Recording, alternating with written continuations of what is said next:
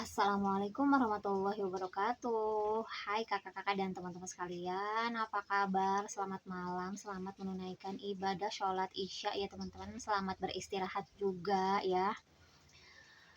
Ternyata nih teman-teman ada kasus lagi ya yang rekeningnya diblokir sama PPATK ya.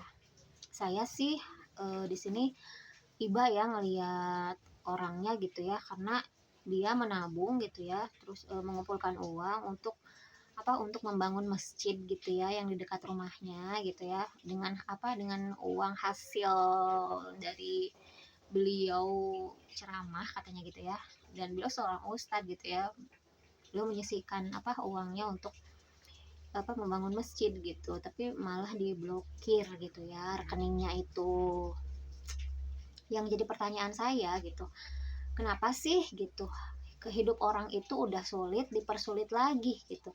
Dia pengen berbuat kebaikan gitu, seolah-olah ketika orang gitu ya yang rekeningnya diblokir, dia itu melakukan tindakan kriminal gitu ya, padahal uang yang dia kumpulkan adalah jerih payah dia sendiri gitu ya, dengan keringatnya sendiri gitu, ingin melakukan kebaikan, ingin membangun masjid yang bisa dipakai untuk semua orang, dan itu pahalanya mengalir loh Pak ya Bu, mengalir pahalanya itu ketika seseorang dia menyisihkan hartanya untuk membangun masjid, dan masjid itu dipakai untuk umat untuk sholat ya, dipakai orang untuk sholat dan beribadah dan melakukan kebaikan, itu pahalanya akan mengalir gitu ya.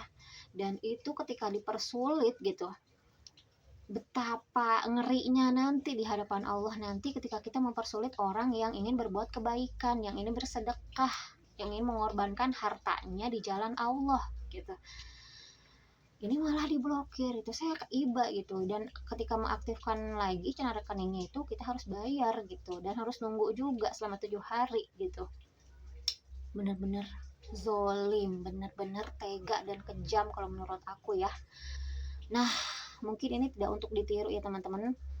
Kenapa Allah tidak akan mempermudah seseorang ketika seseorang mempersulit urusan orang lain? Maka permudahlah urusan orang lain, maka Allah pun akan mempermudah urusan kita ya.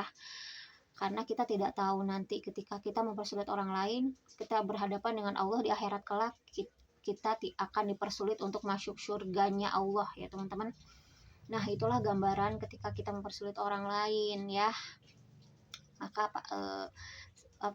dosa ya, hukumnya itu haram hukumnya. Dan ya mungkin segitu saja yang bisa saya sampaikan. Jazakillah khair.